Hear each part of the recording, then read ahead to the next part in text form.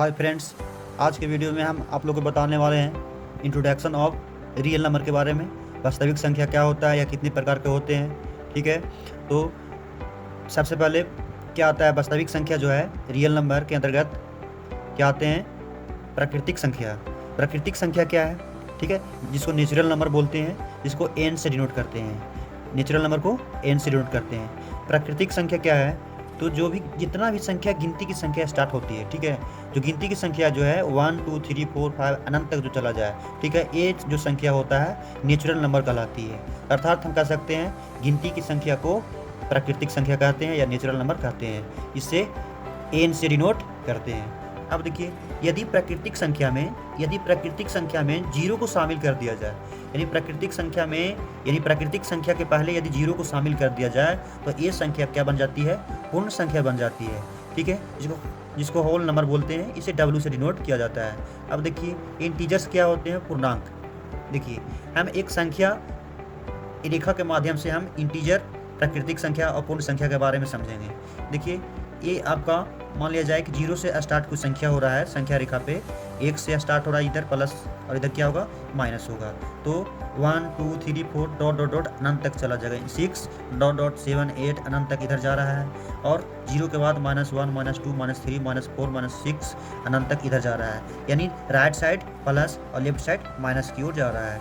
तो ये जो सारी संख्या हैं, धनात्मक संख्या और ऋणात्मक संख्या, ये जो पूरा संख्या को जो मिलाकर हमारा क्या बनता है, इंटीजर्स बनते हैं। इंटीजर्स को जेड से डिनोट किया जाता है। जैसे -4 डॉट डॉट डॉट इधर माइनस तक चला जाएगा, और इधर 3 8 डॉट डॉट डॉट अनंत तक इधर चला जाएगा। इधर जो संख्या है राइट साइड धनात्मक, लेफ्ट साइड ऋणात्मक चली जाती है। और ये जो सारी संख्या का जो समूह है इंटीजर्स कहलाते हैं, पूर्णांक कहलाते हैं, जिसको जेड से डिनोट करते हैं।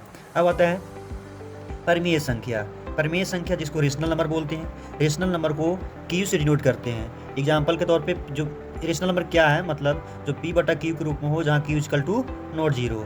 नोमिनेटर डिनोमिनेटर में क्या क्यू का वैल्यू जो है जीरो नहीं होना चाहिए। आगे इसके विस्तार रूप से हम पढ़ेंगे। अपरिमेय संख्या जिसको इरेशनल नंबर कहते हैं, इसको क्यू डैश से हम डिनोट करते हैं। √3 √2 √5 पाई, ये क्या संख्या किसका एग्जाम्पल है, अपरिमेय संख्या का एग्जाम्पल है। अब वास्तविक संख्या जिसको रियल नंबर आप लोग का टॉपिक ही है था, लेकिन इसका सिंबल क्या होता है, कैपिटल आर से डिनोट करते हैं। तो प्राकृतिक संख्या को एन से डिनोट किया जाता है, पूर्ण संख्या को डब्ल्यू से डिनोट किया जाता है, इंटीजर्स को जेड से, परिमेय संख्या के क्यू से, और अपरिमेय संख्या को क्यू डैश से, वास्तविक संख्या को कैपिटल आर से डिनोट किया जाता है। अब हम लोग बात करेंगे परिमेय संख्या, रेशनल नंबर क्या है।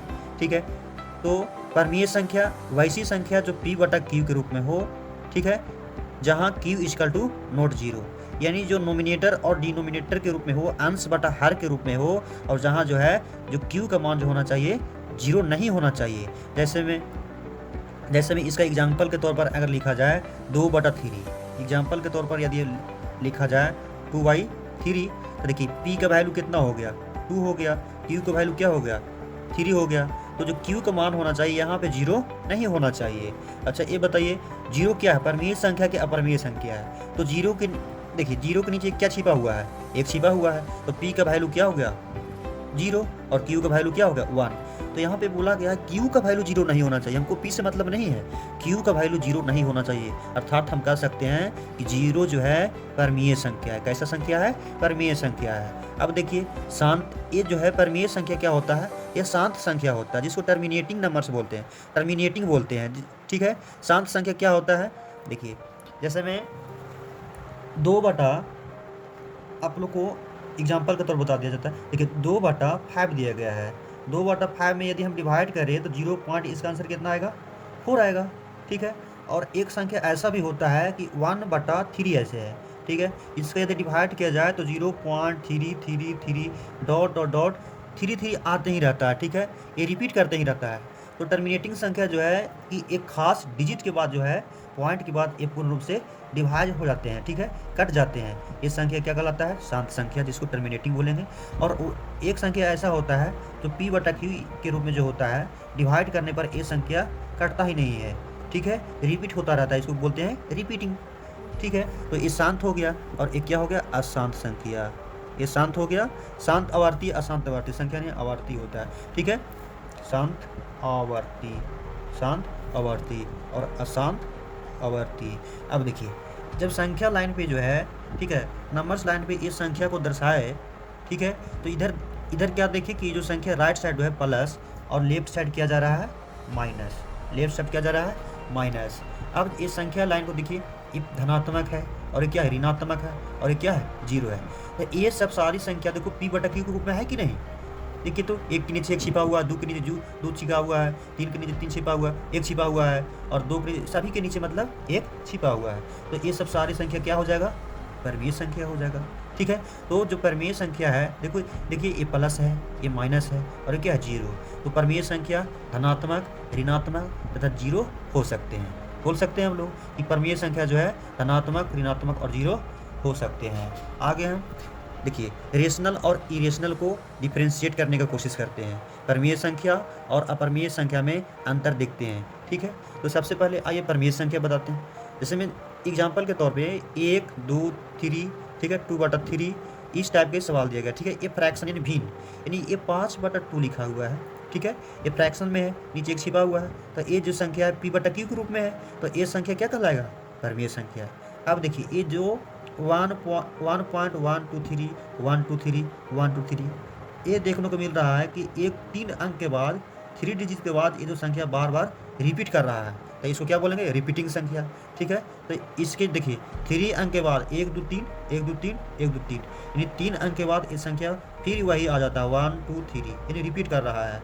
तो ऊपर जो इतना बड़ा संख्या को, ठीक है, इतना बड़ा संख्या को क्या करेंगे, स्मॉल बनाने के लिए, ठीक है, इसका मतलब ऐसे हम लिख सकते हैं 1.123 और ऊपर में बार लगाते हैं, इसको क्या बोलते हैं, बार। ठीक है, तो ये जो संख्या है रिपीटिंग संख्या है। तो परिमेय संख्या जो होता है रिपीटिंग संख्या होता है, अशांत आवर्ती होता है। ठीक है, अब देखिए और इसमें क्या है, संख्या रेखा के आधार पर हम बताएं आप लोगों को, ये धनात्मक होता है, ये क्या होता है, ऋणात्मक और शून्य। तो परिमेय संख्या जो है धनात्मक, ऋणात्मक और शून्य हो सकते हैं। Rational number can be positive, negative and zero हो सकता है। तो रेशनल नंबर पॉजिटिव, नेगेटिव और जीरो क्या हो सकते हैं। अब देखिए रेशनल नंबर पॉजिटिव, नेगेटिव और जीरो हो सकते हैं। अब देखिए 3 में क्या है, 1/2 एग्जाम्पल के तौर पर बता रहे हैं। 1/2 जो है इसका वैल्यू कितना है, 0.5। 1/3 यदि दिया जाए तो कितना है इसका आंसर, 0.1। इस टाइप के देखिए कट रहा है। तो देखने को यह मिल रहा है कि किसी एक खास डिजिट के बाद ये संख्या आगे इसका वैल्यू हो ही नहीं रहा, समाप्त हो जा रहा है, तो टर्मिनेट हो गया, आगे इसका वैल्यू नहीं बढ़ेगा। देखिए 1/3 यदि, देखिए 1/3 यदि लिखेंगे, 1/3 देखिए एग्जाम यहाँ पे 1/3 यदि लिखे थे तो इसका वैल्यू 0.333 यानी रिपीट होते जाता था। तो ऐसा संख्या नहीं है, 1 डिनोमिनेटर में ऐसा संख्या है जो ये जो संख्या है पूर्ण रूप से क्या हो रहा है, डिवाइड हो रहा है, तो इसको क्या बोलेंगे, टर्मिनेटिंग बोलेंगे। तो ये जो क्या शांत होगा। ठीक है, तो यदि ओवरऑल यदि देखा जाए परिमेय संख्या के बारे में, तो परिमेय संख्या फ्रैक्शन के रूप में होते हैं, p/q के रूप में होते हैं, पहला पॉइंट। ठीक है, दूसरा पॉइंट ये जो संख्या होते हैं शांत होते हैं। तीसरा पॉइंट ये जो संख्या होते हैं अशांत आवर्ती होते हैं। ठीक है, तो परिमेय संख्या शांत भी हो सकता है और अशांत भी हो सकता है, और क्या प्लस भी हो सकता है, माइनस भी हो सकता है और जीरो भी हो सकता है। अब चलिए विचार करते हैं अपरिमेय संख्या पे।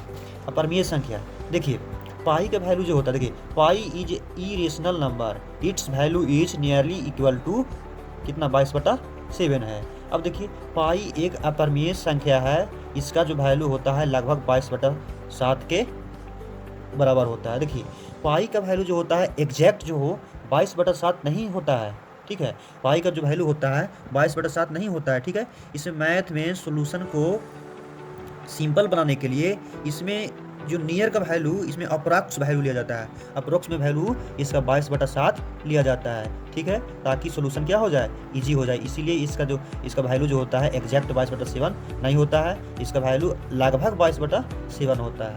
अब यदि बोल देगा कि पाई परिमेय संख्या क्या अपरिमेय, तो पाई एक अपरिमेय संख्या है, लेकिन 22 इसका वैल्यू पूछ देगा कि 22/7 क्या है, तो 22/7 p/q के रूप में है, तो ये क्या हो गया, परिमेय संख्या हो गया। अब देखिए यहाँ पे लिखा हुआ irrational number is neither repeating और नॉर टर्मिनेटिंग। क्या है, अपरिमेय संख्या जो नहीं तो शांत होते हैं और नहीं अशांत होते हैं। ठीक है, तो कैसा संख्या होता है भाई, देखिए जब हम 1/3 में डिवाइड किए थे तो हर एक संख्या 3 आ रहा था, यानी ये जो है रिपीट कर रहा था, 3 आ ही रहा था, अनंत तक 3 ही आएगा। और एक ऐसा था, देखिए ये शांत हो गया, टर्मिनेट हो गया। एक खास पॉइंट के बाद, खास डिजिट के बाद एक क्या हो गया, एक कट गया पूर्ण रूप से, ठीक है। तो ये इसमें ये देखना है अपरिमेय संख्या में नहीं तो रिपीट हो और नहीं तो टर्मिनेट हो, नहीं तो शांत हो और नहीं तो अशांत आवर्ती हो, दोनों में से कोई नहीं हो। अब देखिए यदि 22/7 को डिवाइड कीजिएगा तो इसका वैल्यू कितना आता है, 22/7 का वैल्यू क्या आता है, 3.1435 करके लगातार ऐसे चला जाता है। ये कभी एक संख्या के बाद ये रिपीट नहीं करता, लगातार ऐसे ही चला जाता है।